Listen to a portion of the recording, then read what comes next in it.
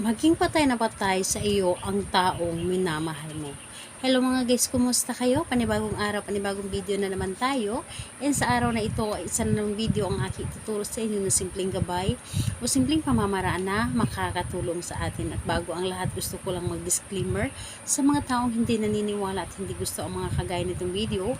Please skip this video and maghanap kayo ng videos na gustong gusto nyo dahil ang video na ito ay para lamang ito sa mga taong naniniwala and gusto mag-try.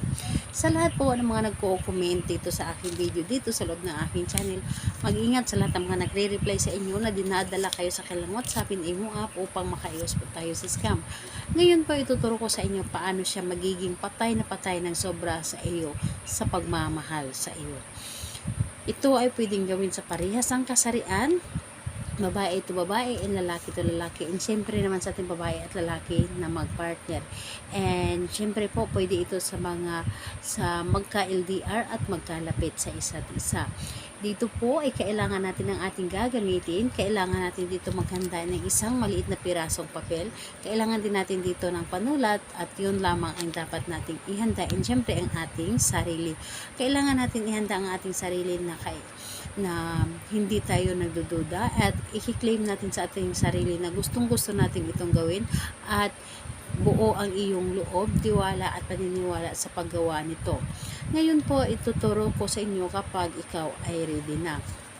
Sa isang papel, kung nakikita po ninyo, isulat po ninyo dito ng 3 ulit ang kanyang pangalan at apelyido. Yes po, kanyang pangalan at apelyido, isulat nyo dito.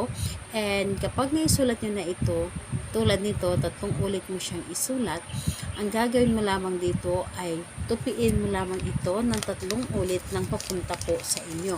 And kapag natupi nyo na ito, ibubulong nyo lamang dito. Sabihin niyo dito, i-claim nyo talaga sa inyong sarili na sa pamamagitan nito, ikaw ay magiging patay na sa sobrang pagmamahal sa akin.